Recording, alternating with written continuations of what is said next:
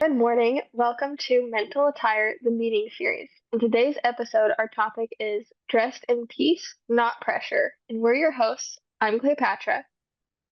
I am Amy. And I'm Caitlin. So we're just going to go ahead and get started. So our last video, we kind of covered what are you mentally wearing today? And we talked about kind of standing out in a good way of what you're wearing because of how you're presenting yourself in a godly, pure, innocent way. And so I feel like that kind of ties into today's topic of dressing in peace and not pressure. So if anyone has any thoughts on that, go ahead. Well, I would say with peace, there is a lot of pressure. I know you had brought up just a little bit ago about demographics or the different seasons and also the different age groups, demographic groups. Mm. Um, from young to, you want to term it as young adults, I'm just going to go with. I know you can use a lot of different ones. I don't necessarily like using those categories. And you can even go 20s, 30s, 40s, 50s on up. I think there I think the pressure can be positive and healthy, and that could be more influence. Mhm. And we need to be influenced by each other in healthy ways, but then I think there's the pressure of the more harmful, the more unhealthy, crude, it just goes on down from there that influences and it really is hurting and harming more people. I Hmm. think there's such a pressure to fit in, dressed in peace, not pressure, to fit in or to wear a certain style. And if you don't look that way, well, you're totally like you're just not a part of, I don't know whether you want to say the crowd or a part of the trends or whatever, and you feel like so different. And I always stress too, I have a community of Bible study girls here locally. I always stress to them like it's okay to be different. It's okay to look different. It's okay to clothe yourself, in purity and in peace, and instead of what the world tries to pressure you on. Hmm. Hmm. Well, I think you mentioned trends. I think that's a big part of it. I've never been a fan of trends. I mean, there's some things that like they're whatever, but I feel like trends are harmful because first of all, a synonym is fads, which means they're going to fade out. They're only popular for so long, and then they fade out, and then it's the next thing. And so you're constantly having to reassess and change things and stuff. And it's not that change is bad, but when you're just doing it to follow trends, it just becomes exhausting, I feel like.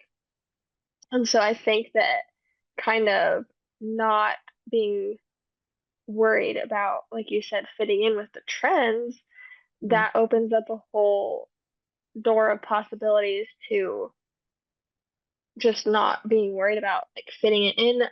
And I mean this in a positive way because, of course, you could stand out in a negative way too, but we're talking about the positives here. Hmm. And so I think trends like addressing that in your life of like, am I doing this because it makes me feel good and it makes me feel closer to God, or am I doing it just because I see everyone else around me doing it and it's trendy, and so then I'm gonna fit in, I'm gonna have friends, and I'm gonna be popular, goes on down the list. And so I think that's kind of important questions to ask yourself too of, am I wearing this for God? Am I wearing it because it makes me feel closer to God, etc. And then if and like we said last week or in the last episode, it doesn't matter, like you could have two people wearing the same thing. So it's not necessarily all based on articles of clothing. There's some things that are more, I don't know what the word would be. I can't think of the word. It left my mind. But there's some things that obviously are just not godly to dress in. But then there's More some things where, provocative, more right. ungodly. And like it can go both ways for some things though. So like you have a certain dress that maybe has like thinner straps or something like that. That doesn't necessarily make it ungodly, but it depends how you're wearing it and who you're wearing it for. And so I And think how you're that's behaving with it, how you're acting. right. So I think it's that not all pieces of clothing, like they can be worn in both a godly way and an ungodly way, depending on, like you said, how you're wearing it and stuff. And so I think it's more of like the mental state first and then how you're wearing it, you know? Mhm. What we believe and what we think, and then into our actions of how we carry ourselves, our body language, what actions we're doing, like you brought up, being clothed in purity and innocence. There is power in that. Purity is power. And Mhm. it seems like it's the opposite in our society. And I think it can go for any ages. Oh yeah. I think even so young, even, but even older ages. It's contagious. It's been infectious, and a lot of it also, especially with certain age groups, and especially with teen. Like I said, I don't want to categorize in their 16s, 20s. Any of this, the influence unconsciously through the phone Mm-hmm. and social media. It has been unconsciously written in people's minds, and they automatically do it, and they don't even realize all of this is going on. They don't even realize the comparison. They don't even realize how influenced, and I would say persuaded, but I would say pressured, more than influenced and persuaded. They are pressured, and Mhm. it's happening unconsciously. It's like they're on autopilot, Yeah. sleepwalking, and here it's running their life. It is, yeah. And it's like if you talk to any of my teens in my group, they'll say like the biggest thing that's maybe hindering either their walk or their Bible time, they'll admit it is my phone. And that messes with, we're talking about dressed in peace, not pressure. That messes with your peace. It messes with mental clarity. And I'm not saying like I have my I guess I have my positives with social media. I have my negatives with it. We use it a lot for advertising for our Bible study. That's what I use it for a lot of, anyways, and my books. But there's so many negatives, and there's so many ways. Like I don't like. There's some voices, and a lot of times we talk about like you don't know where to look. You don't know what's truth and what's not, and so it causes that piece, and I don't know, it causes you to maybe question your value that God has already placed on you, and to question and to compare, and it's not a good mental state to be in. Like, is it controlling your life, your actions, what you're wearing, what you're saying, who you're surrounding yourself with? So we have to be careful.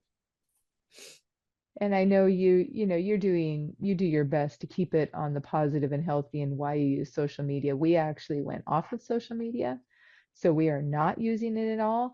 It is a whole different world. We are not going into it. We are not marketing through it, promoting through it. And there is peace in that. Right. It's That's it's you see everybody, and you realize you go to your phone to check the likes, the follows, yeah. who's seen it, or do I need to post again, or the amount of time even of creating that content. Now then there's the content everybody's creating and putting out there and posting and selfies and with all this, and their mental attire is not in a good state. Mhm. No.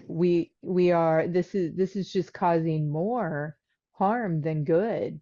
And to turn it to the flip side, um you know, I'd like to put a word out there for those. And, if we want to even talk about 15 to 20-year-olds to 25-year-olds, let's just narrow it down to the 15 to 20-year-olds or 12 to 20-year-olds.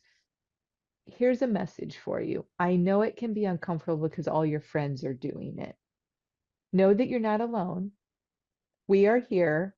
We know you do not have to do this alone. I know it will be uncomfortable dressing for purity and innocence and peace and everything, but you will also receive in kind. People that do care and think, wow, you look really nice today. And it's not that we're dressing for that, but realize there's going to be pressure from people that um, your friends, your peers, peer pressure. You don't do what they're doing, you're out. Mhm. Right. That's a lot of pressure. That's their whole world. That's your whole world. And we need to help spread the word that this needs to stop and that Right. we are here to help you. You can feel very alone. You can feel very scared, a lot of fear. you know, you go to school maybe with these people, you spend all your time around these people, but know that that isn't your only choice. Right. Yeah. Well, and And I God think will that, provide where he guides. I was getting ready to say that. I'm sorry. No, you're good. You're good. well, I think that kind of plays right into you hear if they're not your real friends and stuff, and I feel like it's true though. If they're not going to support you and even encourage you in that, Mhm. then I don't want to say they're not real friends in the sense of that they're not good people at their core, Right. but if they're not Right. helping you become more wise and godly and stuff, then they're probably not your real friends because they're also caught up in the trends and like that. And obviously they can change too, and maybe you'll be an encouragement for them to change, which would be wonderful. But someone also has to take the first step Mhm. by being okay with the possibility of losing something that might mean a lot to you now, but understanding that something that's going to mean even more and become even more godly and stuff in your life will come to you. And so I feel like that can also be, Yeah. a good way to frame it is if you're willing to be Now, bold and Mhm. then willing to be blessed after that. Well, and I think of like the value God places on you and how he does. He calls you to peace. He calls you to purity. That's not something, you have to listen for. It's already written in his word, to follow peace, to follow um just that purity and stepping out of that and just realizing that's what he's called you to. That's your purpose, or that's a part of your purpose, if we want to put it that way. And realizing, he's your creator and he knows what's best for you. So if he's calling you to do this, he's also going to, like you said, provide you with the people, with the support, with I don't know how else to put it, but with that supportive group that you need. He will give you that encouragement along the way. Hmm. now let's picture this. I'd like to send a little message out to parents and grandparents, aunts and uncles that, you know what? Encourage the younger ones Yeah. to take this step. And where I'd like to go with this is, okay, if you do not have this in your family, as Caitlin and Cleopatra were even saying, it can be scary. There can be a lot of fears. Okay, you may receive a lot of backlash or pressure or anything, but know that it's kind of like the first piece of popcorn that's popped, and then all the others. Well, somebody has to be that first one. Now, if you're 14 years old, that's going to be very scary. If you're 18 years old, if you're 45 years old, even if Mhm. you're 65 and the rest of your family is not like this, know that you can be that first piece of popcorn. And that can be contagious and infectious in a good way.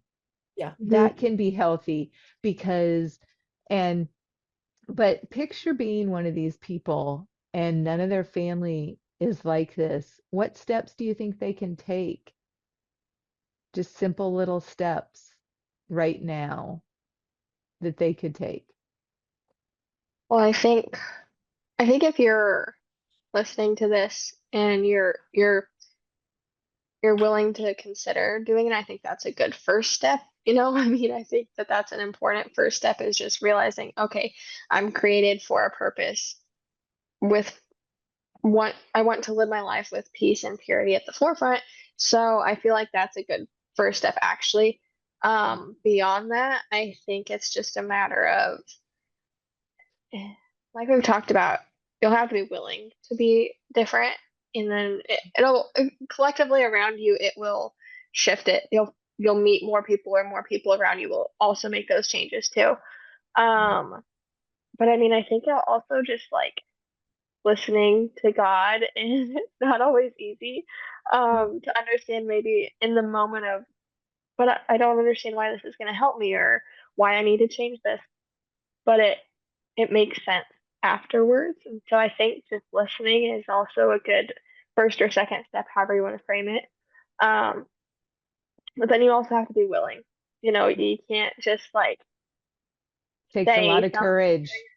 right? And so I think it's a matter of finding that bravery and courage and boldness within you, and then you just have to, eventually take the steps, I guess you would say that's kind of what comes And to I mind. would say reach out to us, Mhm. and we can even see if there are others that we can connect you with.